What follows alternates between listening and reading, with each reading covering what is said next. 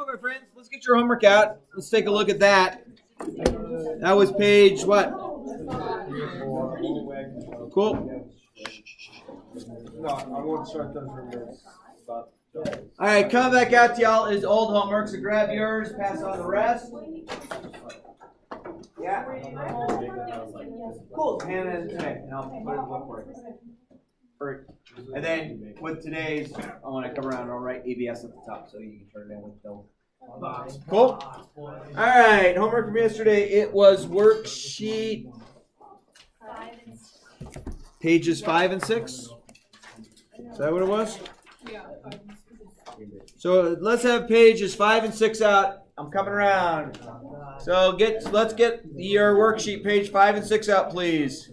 Yeah, buddy.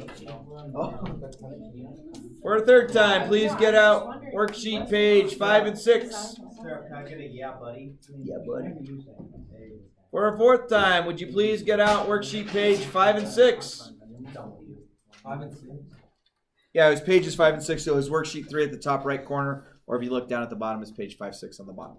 Does that make sense? Got it. So it's worksheet 3, which happens to be pages in 5 and 6.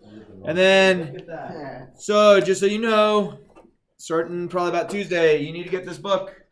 CP number 358 at the top, it's green. CP Algebra 1. Go get it from the Bare Necessities. I think we are good through Tuesday, or like through Monday night, but you know, when we get into that later.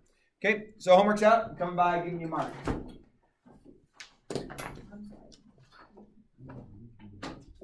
Yeah, buddy. Name. Name? We'll go over it. Name.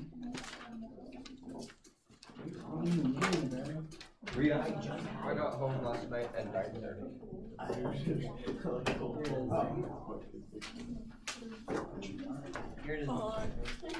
Oh, I did this morning. So. Oh, you did that too? Oh, sweet. What's your name on that? Dude, it was so simple. Yeah. Do it. You just have to try the air. You don't have to complete every question.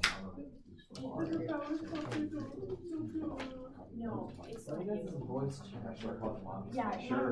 Does your voice not have a good one talk to animals? If it's I wasn't. That's selfish. I wasn't really nervous about it. It was just I would feel bad that. No, yeah. So let me phrase it this way. There are some students that never have communication with their parents about anything, and so sometimes we get criticized for you don't have anything for kids. I know it's not Yeah. it has happened. Yeah. So I was just trying to. I said Mike today. Yeah, it's not you. Well, good. That's So I would feel bad if you didn't realize that the notes were there. That just means that I didn't spell it out to you guys. What? I still live in Oh, down the Right. bottom. All right. Yeah, you should have my relationship. So, lights, please, Oliver. And so let's start walking through these. I didn't do yours. Didn't have it out. Sorry. It was worksheet 3, right? Yes, buddy. And did you find yours? Oh, yeah, I did.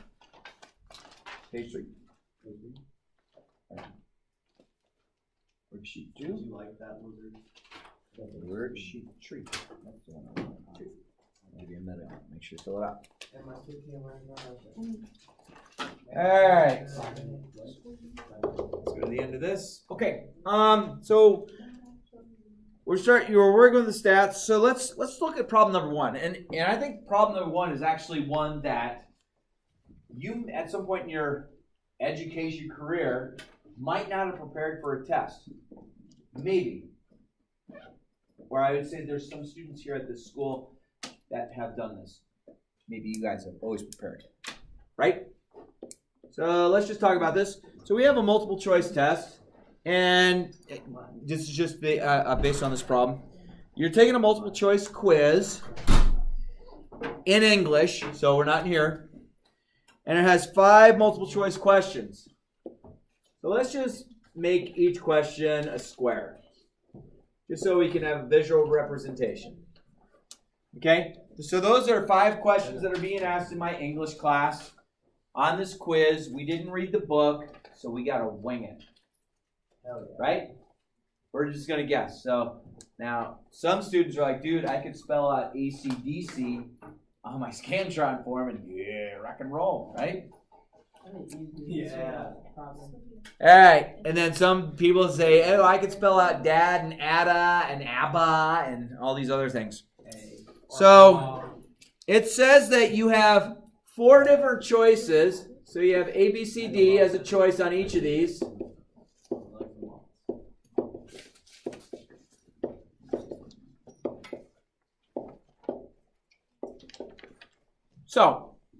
So of each question, what's the chance that you guess a letter and you get that answer right? How many correct answers would 1 out there of 26. No, No, 1 you out said of one 5. 1 letter out out of of the 5. 1 alphabet, out of 5. How many? 26. How many?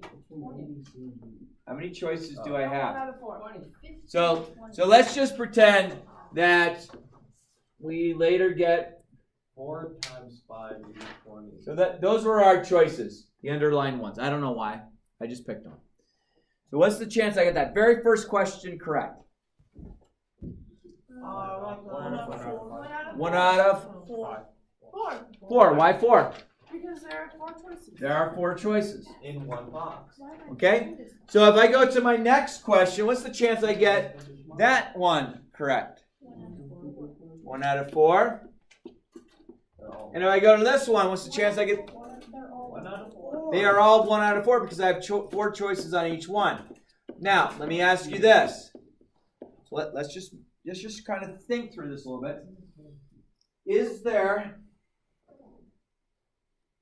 Does that mean that you have a 1 in 4 chance of passing this test? Well, if there was 1 question on it, that would be yes. But how many questions are on this? 5. So, is the first question, if you got it right, does that first question know that, hey, second question, you can't get it right? Or are all the questions independent from each other? They should be independent from each other. Now, where students get goofed up sometimes, like, I had too many A's in a row, so I had to be B, right? Or you had a sequence of letters, and it had to be something, couldn't have been anything else. At one point in my career, I think it was my 2nd year teaching, I made the final exam for my Algebra 1, ABCD, ABCD, ABCD. Those are the answers. ACDC. All the way down my Scantron.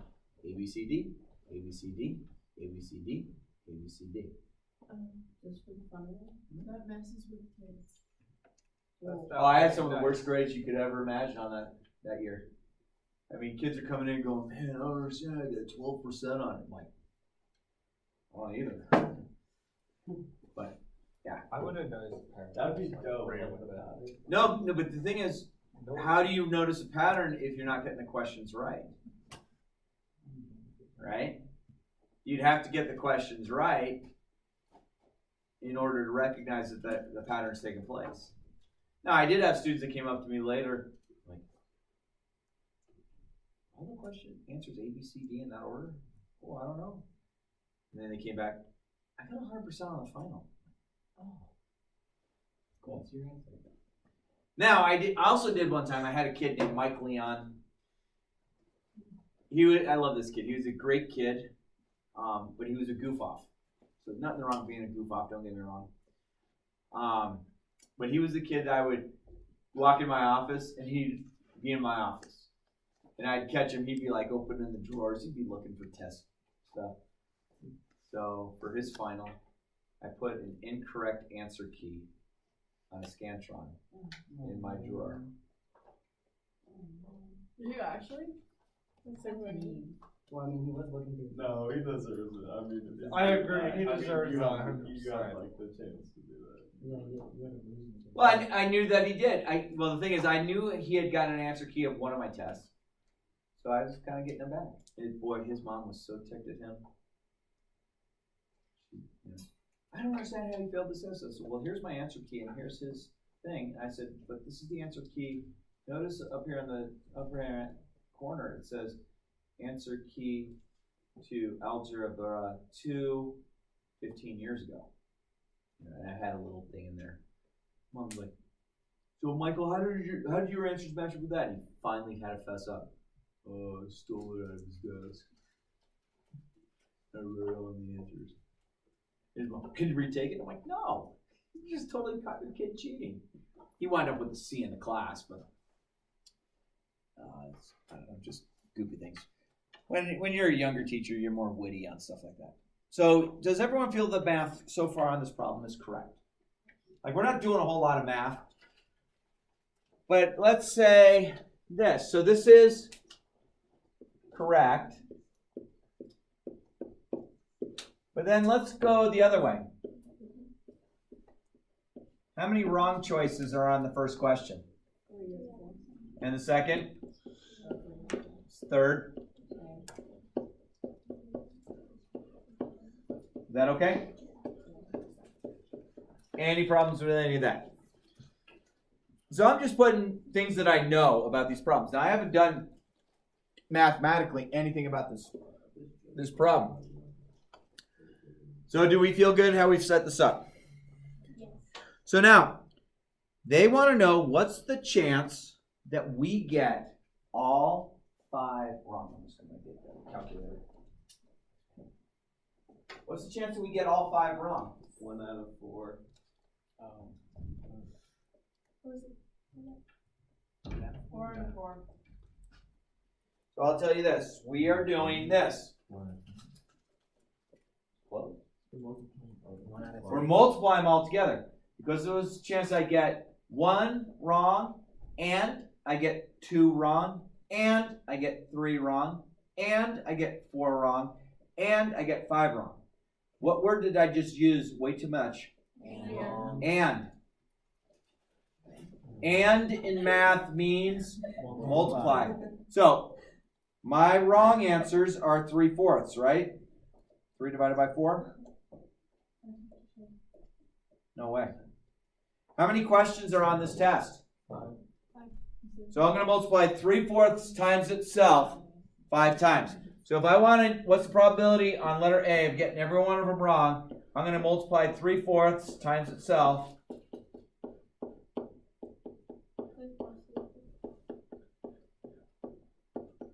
Like that. Which actually comes to 243 out of 1,024. But sometimes this doesn't make a whole lot of sense. So we have to convert it to a decimal, which is 0.373. It keeps going, which means I have a 23.7% chance of getting all of them wrong. Wait, what? Is that right? Because... Oh, no. So now, what does that number mean? Think for a sec. Think for a sec. What does that mean? I have a 23.7% chance of getting every one of them wrong. Does that mean I have like a 76.3% chance of getting them all right? No. No. That just is the chance that they're all wrong. You have probably a better chance of getting some of them correct and some of them wrong. Correct? Does that make sense to say that? So that's an interesting way. So that's the answer to A. I have a 23% chance, almost 24% chance of getting all of them wrong. Okay? Problem number 2 says, hey, what's the chance I get them all correct? So letter B, if I get them all correct. Well, if I get them all wrong, I multiply 3/4 times itself 5 times. To get them all correct, which should I multiply times itself 5 times? 1/4, right?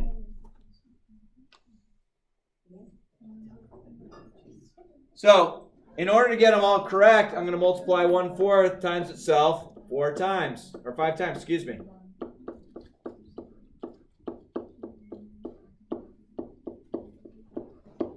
Which is 1 out of 1,024.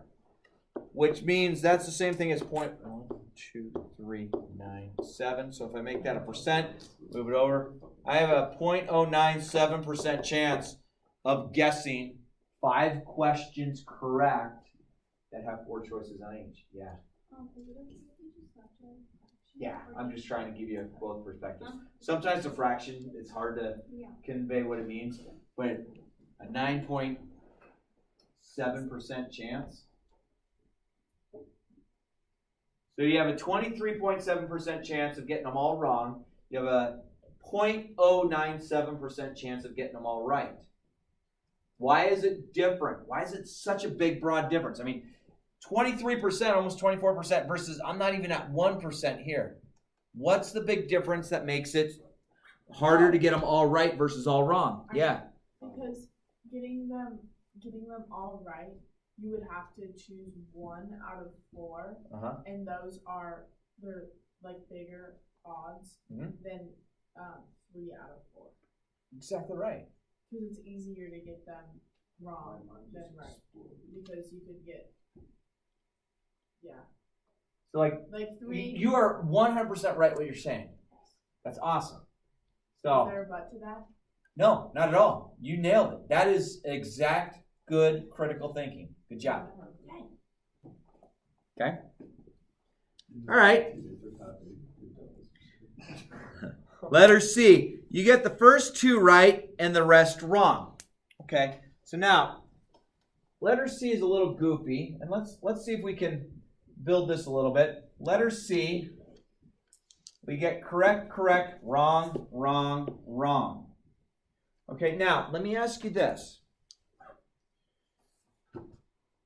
What is that really saying? Does it matter I get the first 2 correct and the last 3 wrong? Or could I get the first wrong and the next 2 correct and the next 2 wrong? So I'm looking for, really, what's the chance I get 2 of them wrong? Exactly 2 of them wrong. So I could get correct anywhere in there. I could get the first and last correct. I could get the second and third correct. I can get the third and the fifth or whatever combination I want. This is just saying, hey, what's the chance that I happen to get 2 of them correct and the rest wrong? What do you think? 2 out of 5, right? No, but you're kind of thinking the right way. There are 5 choices. So what was my chance of getting one of them correct? 1 out of 4. 1 out of 4. And then another one correct is the same thing as 1 out of 4. And then what's the wrong? 3 out of 4, each one of those. Now, what I want you to see, and this is going to start tying together, and this is actually going to allow you to say, oh, wait a minute. That, what I learned with my elementary school teacher, wasn't a blatant waste of time. Okay? You remember when you used to go through the associative property of math, and you're like, 2 times 5 is the same thing as 5 times 2, and that was called the associative property. You're like, this is so stupid. Well, now you want to be thankful that you know the associative property, because it doesn't matter if I multiply 1/4 times 1/4 times 3/4, 3/4, 3/4, or could I go 3/4 times 1/4 times 3/4 times 1/4 times 3/4? Does it matter? No. So your 3rd or 4th grade elementary school teacher who taught you about the associative property of multiplication did you a favor, so you realize the order that I multiply things in doesn't matter. Yay, elementary school teachers. Okay, so we multiply these together. I'm just do the top because it's fractions. 1 times 1 times 3 times 3 times 3. 27 on top. And then 4 times itself. It's 1,024. So I get a 27 divided by 1,024. So I have a 0.026, which is a 2.6% chance of getting 2 of them right and the rest wrong. It's kind of goofy. D. You get at least 1 wrong. Okay?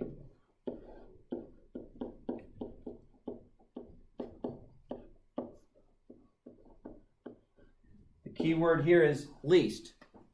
I get at least 1 wrong. That means I can get 1 wrong, or I can get 2 wrong, or 3 wrong, or 4 wrong, or 5 wrong.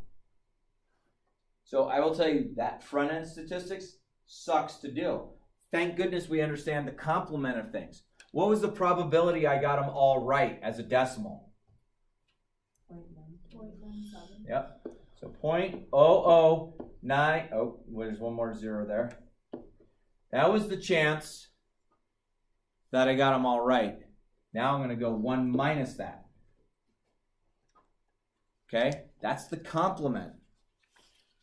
So if I go 1 minus 0.00097, so if I got at least 1 right, or I got at least 2 right, or I got at least 3 right, or I got at least 4 right, that means I have at least 1 wrong. Is a 99.903%. So you have a 99.9% chance of getting 1, 2, 3, 4 of them wrong.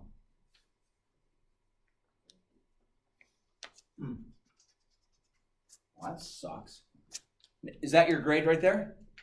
No. That's the probability or the percent chance that you would be able to get at least 1 wrong. So I can get 1 wrong, or 2 wrong, or 3 wrong, or 4 wrong. Huh. And then letter E. Letter E says you get at least 1 right.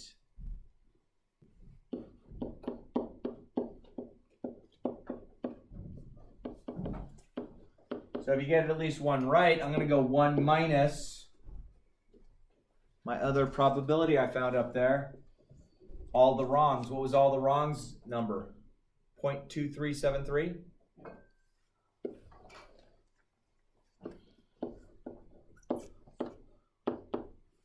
Okay, so my chance of getting at least 1 right is looking pretty good. So terminology I have heard from students in the past, you know, especially if you hand back a multiple choice test. Dude, I don't even know how I got number 3 right. You got lucky. Right? You've been sitting there in class and you have the one kid that can't even spell his name right. You know the kid? We don't have any of them in here. But you get the one kid that some class, you know, comes and got his shorts on backwards, shoes on the wrong feet. You know the kid I'm talking about? Yeah, I'm making fun of somebody. I'm sorry if it's you. Okay? And you're running through, your teacher might be going over a test or quiz that was all multiple choice. And let's say that, like, problem number 5 is the hardest problem on the whole test, but it's multiple choice. And so you get the smart kid who really tried hard on it and guessed incorrectly. Because there's smart multiple choice test takers, and then there's ones that are just trying to take a shot in the dark. Okay, the smart people are the ones trying to eliminate, by a process of elimination, a couple of the choices. And I saw this one on YouTube, like on the SAT ones. You'd rather take a whole number if there's more than like 3 numbers for each side of the equation. Oh yeah. I mean, there's definitely different skills that you can learn to find yourself better on a multiple choice test. And sometimes there are the questions that are the throwaway questions. You know, like let's say we're doing a history test. Which of the following were presidents of the United States? And then, you know, like, you got ones that are way back in the day that it's hard to remember all the presidents of the United States, right? Like, he's talking about, like, Grover Cleveland. Yeah, like knows him. Yeah, right? Well, all like the presidents in the late 1800s. Right. Oh yeah, there's a lot that you wouldn't know. Okay? But then let's say that they put in there Thomas Jefferson. Now some people are like, dude, he had to have been president because he was one of the founding fathers of the United States. No, he wasn't. He wasn't a president. So if you kind of are aware of that, but then sometimes you might throw a throwaway question in there where it'd be like, you know, King James III. You're like, He must have been president because he was king. Now you can get rid of that one. That was the dumb one. Thomas Jefferson is a tough one because you sit there and look at it and you know he is a historical figure that's based on this country's history. But there's one of the ones that's a throwaway. So then let's say you go from a 1 out of 4 chance of getting it right to a 1 out of 3 because you can throw away King George III because that's just garbage. But the one kid who's got the 2 different color shoes on, shorts on backwards, t-shirt on inside out, okay, got dried boogies around his nostrils. You know the kid? You're going through the test, and your teacher reads the answer, and everyone's like, oh, man. He's like, I got that one right. I don't know how I did. It's like, because you circled it and got lucky. You didn't put any thought process into it. You just guessed. And I'm not trying to take away from a person, but there are people who try and navigate the educational system by, I'm just going to get lucky and guess. Okay? I'm not trying to make fun of that person. I'm just trying to point out that's a thought process of some people. But at least I get one right. I have a pretty good chance of getting at least one of my 5 questions I'm guessing on correct. Does that mean you get a 76% on the test? No, it means you got one right. At least one right. You could get 2 or 3 or 4 or all 5. So that's just it's kind of fun to think about some of these things that do take place.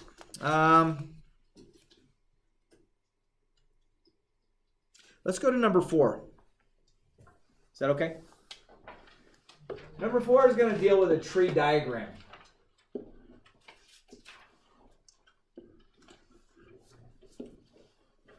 And each of these branches will have each of these choices. Now, what did I say about a tree diagram yesterday that had to happen? What has to happen if I add these 2 branches together? Do what? 1. I have to get 1 or 100%. And what happens if I add these boxes, and these boxes, and these boxes together? Do they give me 1? Not always. So what we have to remember is sometimes we have to multiply these boxes together in order to get a third answer. So for each branch, as you progress down a branch, you have to multiply this and this together to get that answer. All 4 of these answers will add up to 100%. These answers right here are likely to add up to more than 100%. So that means your tree diagram is not right. It means you have to multiply branch to branch. You can't just go out on a branch and say, that's fine. Okay? So this one, problem number 4 talks about a study found that on any given day, 72% of women and 46% of men made their bed. Okay? They made their bed. In the United States, women comprise of 52% of adults. Okay? Find the following. Okay, so this is going to be women, and this is going to be men. What do we know about the percent of people are women in the United States? 52%. So that's going to be 0.52. And then men is going to be 0.48. Now let's look at this. If I add 0.52 and 0.48 together, what do I get? If I add 52% and 48%, what do I get? 100%. So does that branch satisfy our requirement so far? We good? All right, so now that's my first branch. And then now we're going to do make the bed and not make the bed. Is that okay? So this is the women's branch about bed makers and not bed makers. So what percent of women are making beds as far as the study goes? No, 52% of the population of the United States are women. What percent of women are making their beds? How much? 72. So 72 is 0.72. Agreed? So that means if 0.72 are making their beds, 72% are making their beds, that means that 28% or 0.28 aren't. Those two add up to 100% of the women. What percent of men are making their beds? 46%. So that's 0.46. So 46%. So that means 54% of the men are not making their beds. Now, I can't add these together to get 1. They're bigger than 1. So now what I have to do is I have to multiply to get there. And I'll use my color on it. So we'll highlight. I'm going to go here to here.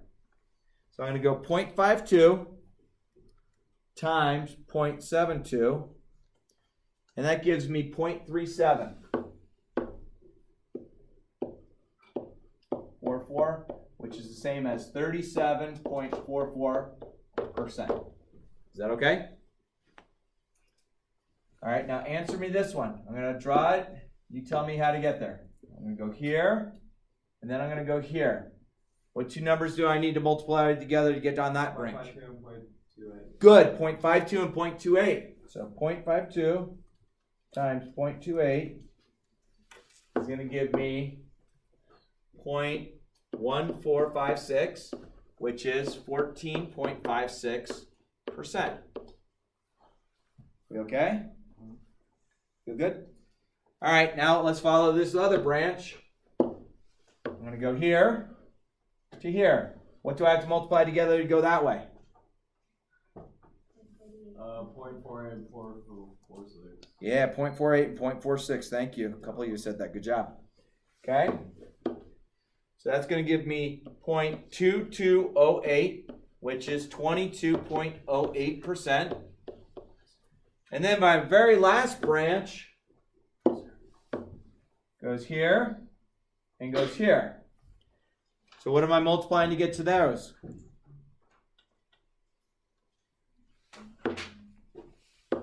What am I multiplying to get to there? Yeah, 0.48 and 0.54. And that's going to give me 0.2592, which is 25.92%.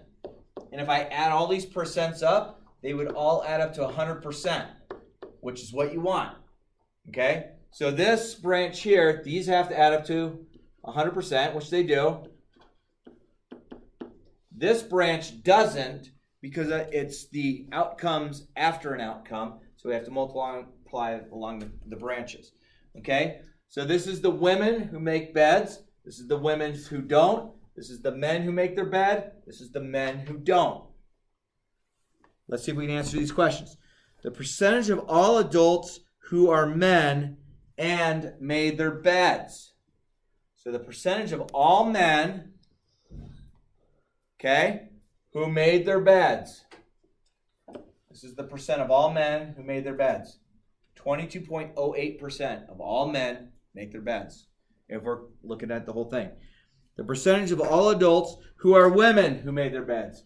Well, women who go here and then made their beds is 37.44. So as a whole, the percent of women nationwide, comparing men and women, 37.44% of them made their beds. Okay, the percentage of adults that made their beds. Well, these adults and these adults, so what do you think I should do with both of those? 59.6%. Yeah. So Then that's you're just adding them? 59.56%. 59.52, isn't it? Oh yeah, it's 52. So that's the percent of people that actually made their beds all together, whether it was men or women. So I just had to add the two groups that did it together. And then if a person made their bed, what is the probability that they are a woman? If the person made their bed, 37.44%. what is the probability that they are a woman? Person made it. Yeah, I think I'd say with the 37.44. Cool. Names on those. Pass those forward, please.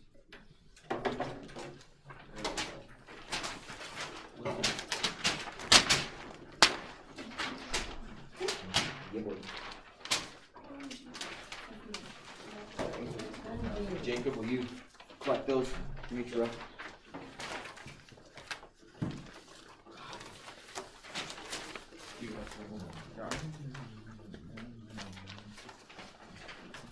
Is this your last time hanging out with everybody?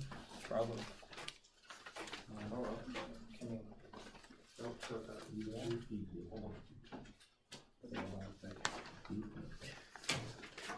You're so funny.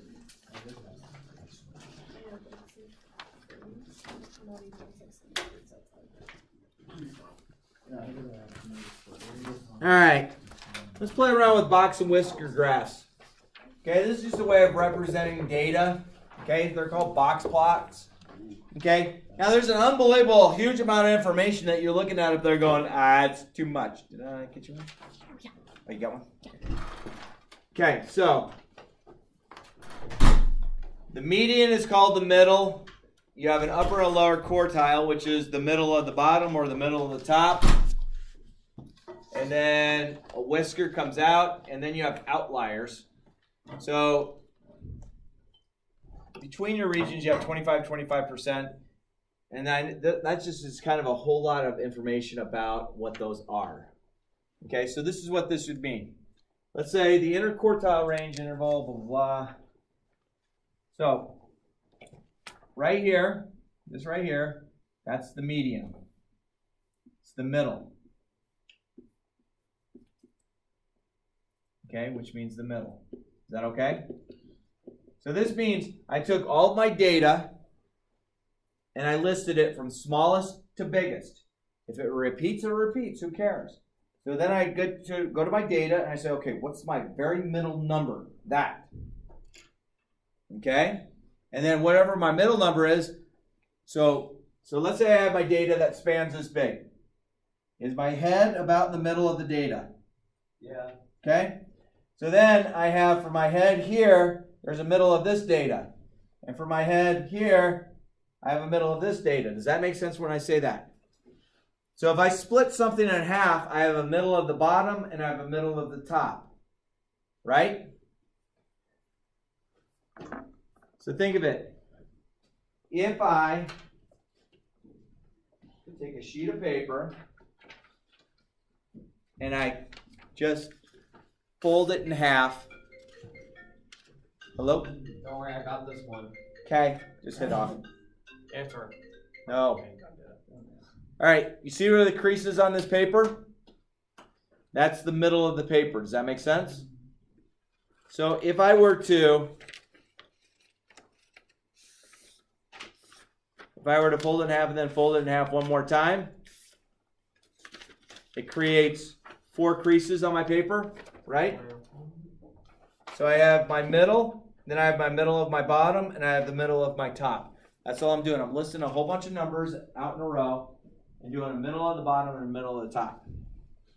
So let's see if we can get a little bit better. So this says we want to find the IQR. We want to find the IQR interval that traps half our data. So half my data is going to be here. The other half of my data is going to be here. My IQR is this score here, so 55, minus this score here, which is 20. So I'm going to go 55 minus 20. Okay, 55 minus 20. And what do I get? I take 20 away from 55. 35. So I have 35 pieces of data that fit between there. That encompasses half of my data. Okay, let's see if we can get this a little bit nicer. So this is talking about outliers. So it's IQR. Okay, so first off, let's identify a few things. That's 10. That's 20. And that's 50. Is that okay? So my median is 20. My median's 20. My IQR is equal to my biggest up here to my lowest down here, which it's going to be what? 40? Okay, so if I take 1.5, let's see, yep, I can do that. All right, so let's label this as Q2, it's Q1, that's Q3. Means this quartile, Q2 is always the median, Q1 is always the lower of the lower half, Q3 is always the upper of the upper half.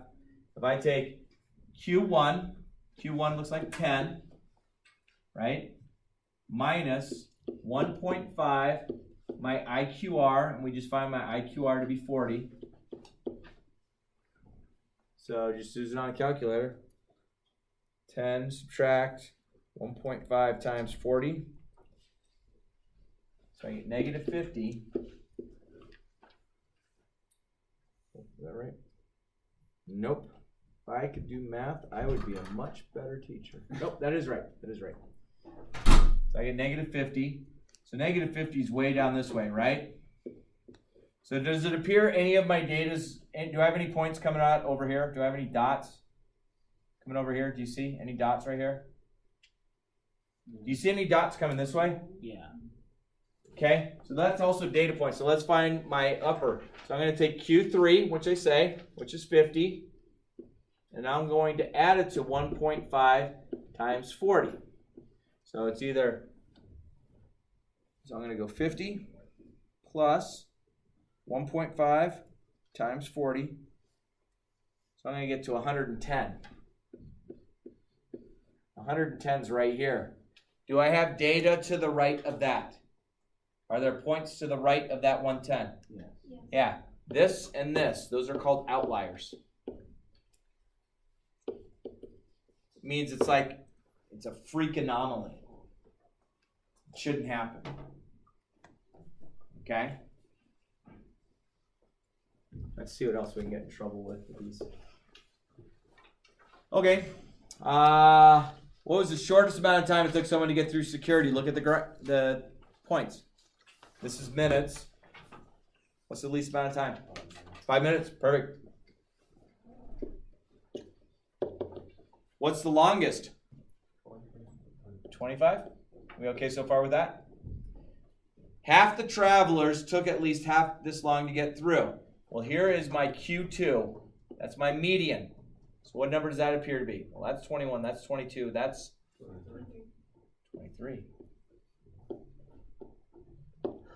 So half my travelers took at least 23 minutes to get through. Could have been more than that. And then the IQR for the times.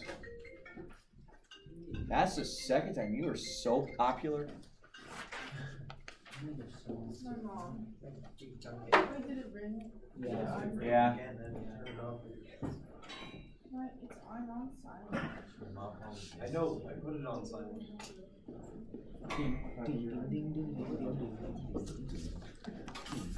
So that's all I have for that. So guys and girls, let's do this. Let's do this. For next time,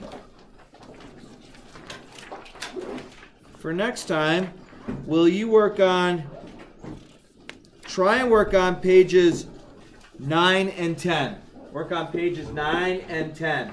Okay, just try it. I know I didn't get all the way through, so I think you'll be okay. We'll totally go over it. Have a great weekend. Talk to you all soon. Have a nice weekend. You too. Thank you, ma'am.